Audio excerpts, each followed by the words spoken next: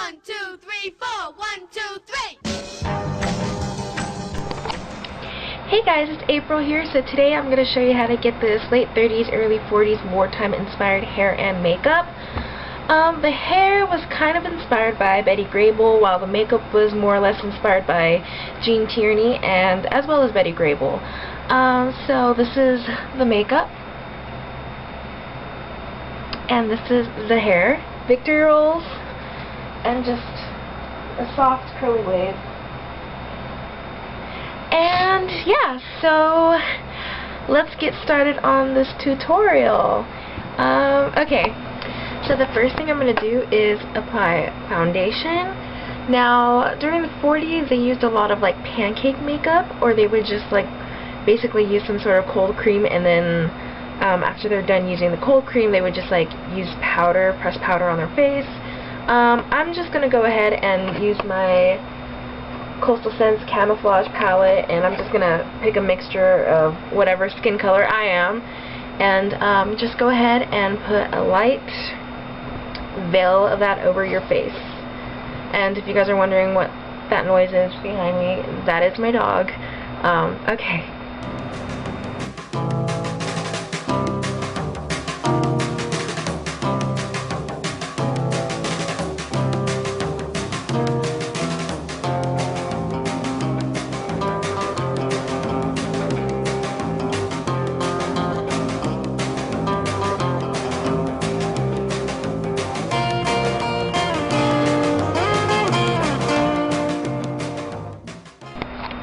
So before we set anything down, it's time to add our blush or rouge.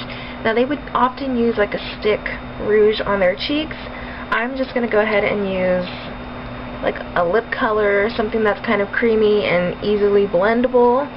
And so what they would do is they would dot it 1, 2, 3. And once they have that, they would blend it out with their fingers.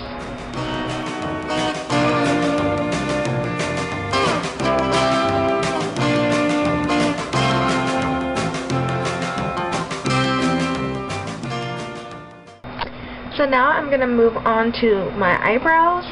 Now during like the 30s, 40s, like wartime era, the eyebrows were much thinner and very rounded and elongated on the side.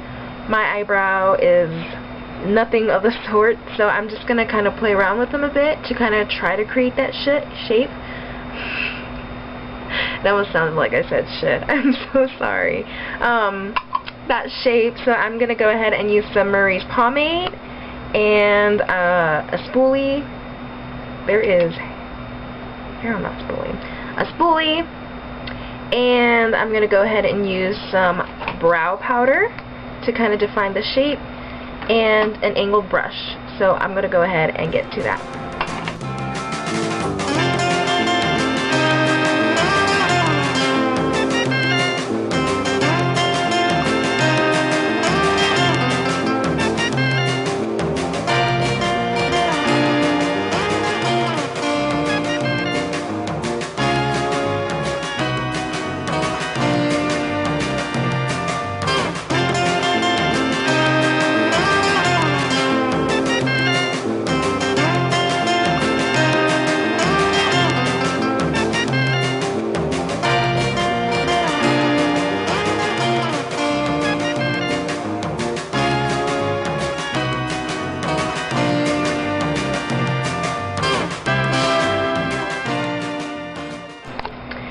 So now we can go ahead and set that, and I'm going to use Rimmel London Stay Matte Press Powder in 012 Buff Beige, and I'm going to take my Delium Tools, it's like a flathead brush, and I'm just going to go ahead and set my entire makeup.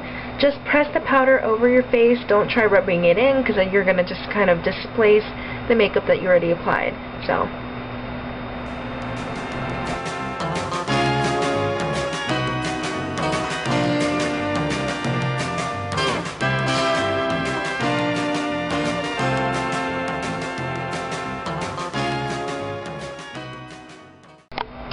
So next, I'm going to go ahead and take this Bloody Mary eyeshadow, and this is in a fluorescent, like highlighter yellow, orange.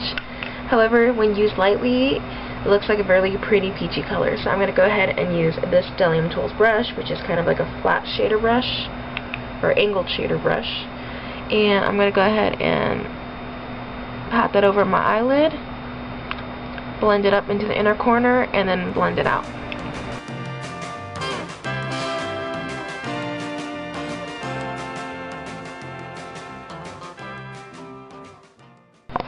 Next, with the same brush, I'm going to go over with a medium brown, which I'm going to just use the brown for my brow kit. And I'm going to pick some of that up, and we're going to work this onto the outer crease and then blend it out towards the tail of your eyebrow.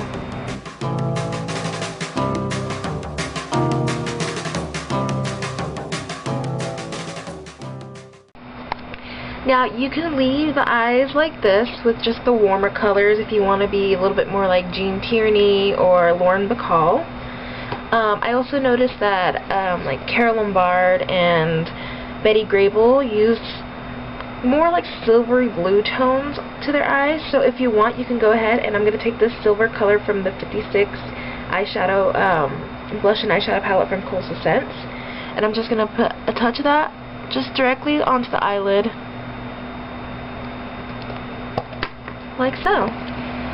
Next, line your top lash line with either a liquid eyeliner or a very sharpened pencil liner in either black, brown, or gray. I'm going to go ahead and use an NYC liquid eyeliner, and this is in Pearlized Black, and remember, keep the line as thin as possible.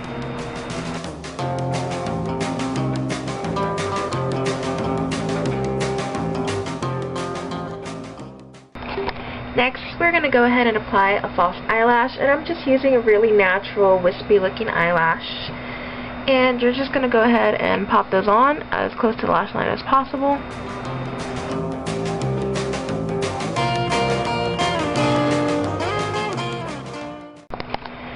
Now go ahead and apply some mascara to your lashes to kind of blend in with the false eyelashes.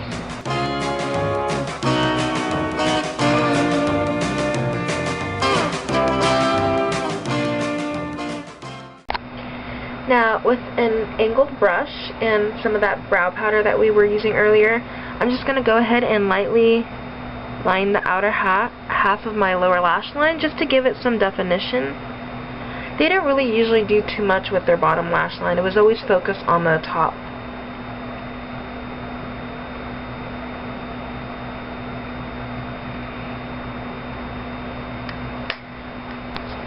Now for the lips. So earlier I already had applied some lip balm.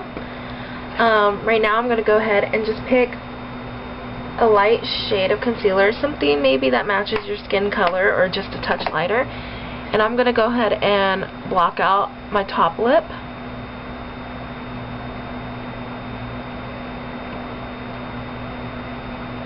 And I'm going to set that with some powder.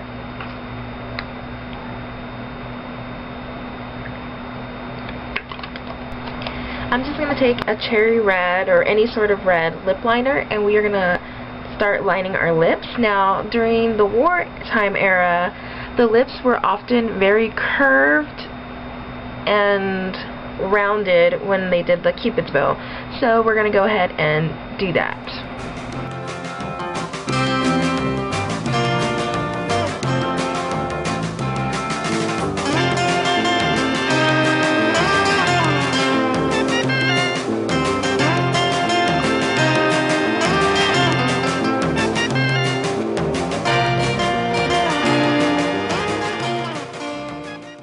I'm going to go over with a lip brush and just blend that out now.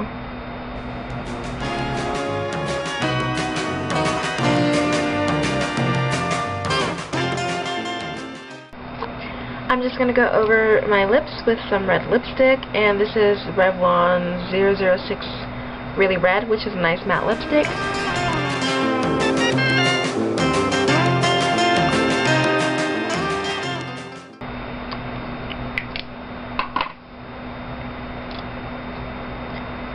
I'm also going to add just a touch of orange to it.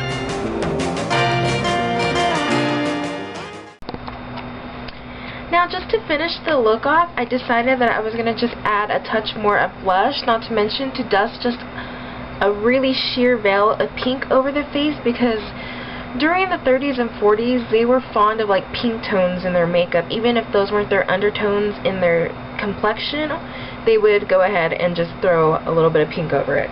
So I'm going to take my Coastal Sands palette, and I'm going to just take some pink and just slightly dust it. And I'm going to work that on my cheeks first.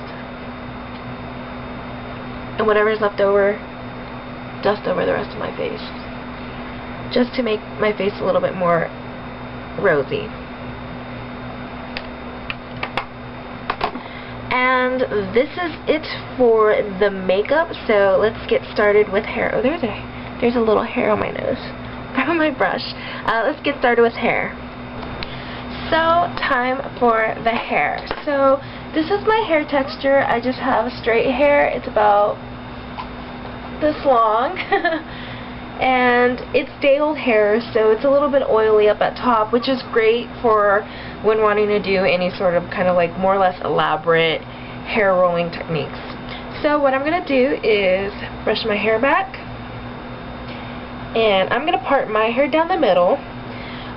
You can part your hair off to the side. Most people do, I think, probably because it's kind of difficult to get symmetrical hair rolls, especially if you're parting it down the middle, where you would expect symmetry, but I'm gonna go ahead and attempt that. Also, you're gonna need like an entire gang of bobby pins, a comb, and there's like hair on this brush, but a brush. And I have a curling wand, and this is from Remington, and it's already on and heated up because we're going to curl our hair afterwards. So I go ahead and do this with straight hair. So what I'm going to do is I'm going to part my hair, and you can just kind of decide where you want it to start. And I think about here is good. And I'm going to take my comb, and I'm going to go to right where my ears kind of start, and I'm going to go ahead and grab all that hair. So here is the hair that we're going to use. Now next I'm going to take my comb, and I'm going to start back combing this section because it allows the hair to kind of stay together so you don't get so many like little pieces falling everywhere, but also creates a sturdier base for where your roll is going to sit. And I like to go ahead and make sure that is teased very well. And then I tease all the way to the ends of my hair, just so that it kind of like all groups together. After you're done doing that, I'm going to go ahead and take my brush and just smooth the hair on the front, because that's what's going to be shown. And don't worry about little like baby hairs. You can always use hairspray later and smooth that. So I'm going to take my hair, and we're going to wrap it around my fingers like so. There's no fancy science to it. Next, I'm going to take my hair, and I'm going to roll it onto itself. And you kind of just decide where you want your roll to sit. I want mine to be... Actually, right there looks pretty good. The one thing that you should do is make sure you over-direct your hair, just so that it allows your roll to sit a lot better. So I'm just going to kind of like pin it any which way at first. Don't worry about hiding your pins just yet. You just want to make sure you got your roll sitting in there. Now I'm going to take the rest of my hair, and I'm going to kind of feather it out, and I'm going to kind of just group it and pin those hairs up.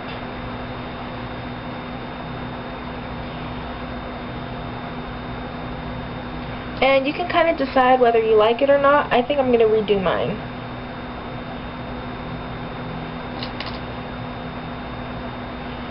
I'm going to use this brush now to kind of back comb my hair.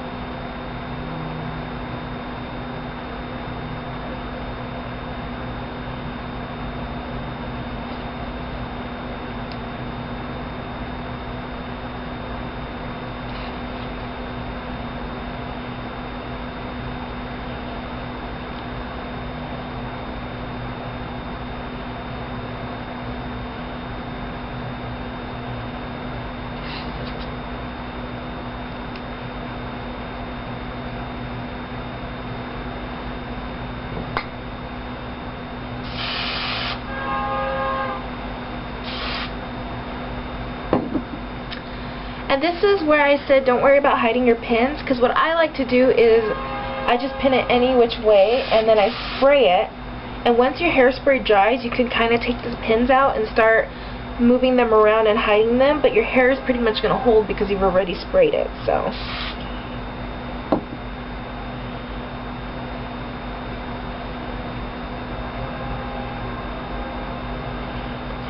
and now off to the other side. Okay, so there is a hair in my mouth. So gross. Anyways, try to match up the roll to the other side. So I already have it parted. And yeah, so I'm just going to go ahead and do this without any voiceover or anything like that. So, yeah.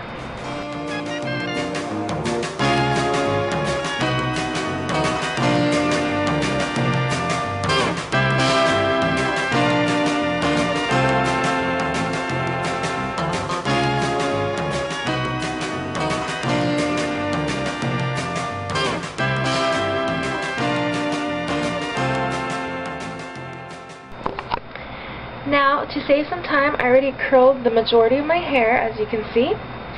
So I'm just going to show you the technique that I use to curl. And I'm using this curling iron, which is like a curling wand.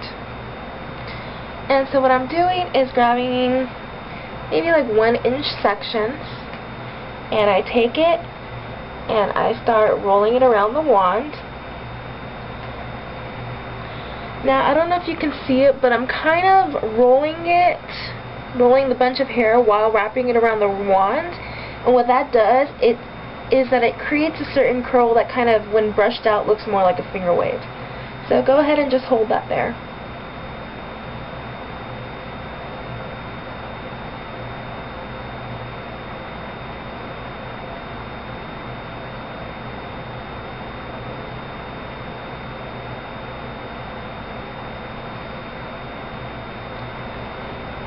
And there you have a curl. So I'm going to go ahead and finish these two pieces, and then we'll be right back.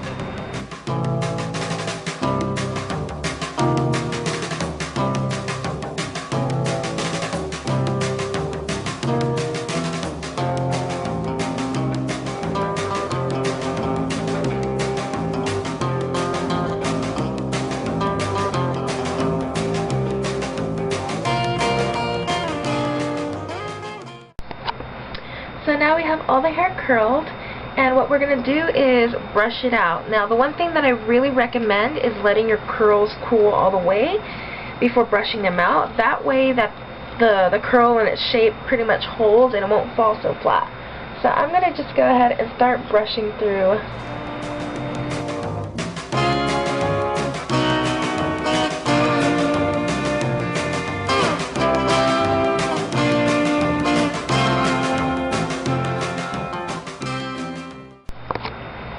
Now I'm going to go ahead and lightly spray my hair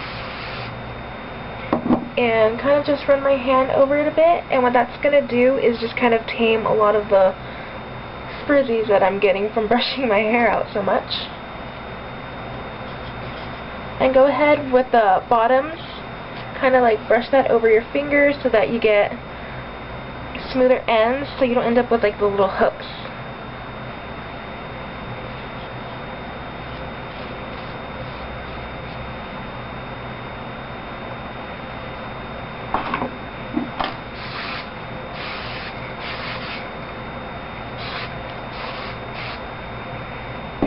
And that's it.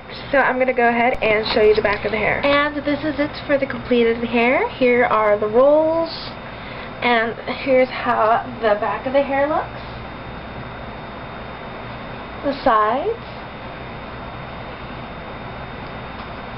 And yeah, so this is it. If you guys have any questions, feel free to leave them down below and I'll get to them. And thank you so much for watching, and I'll see you guys later. Bye.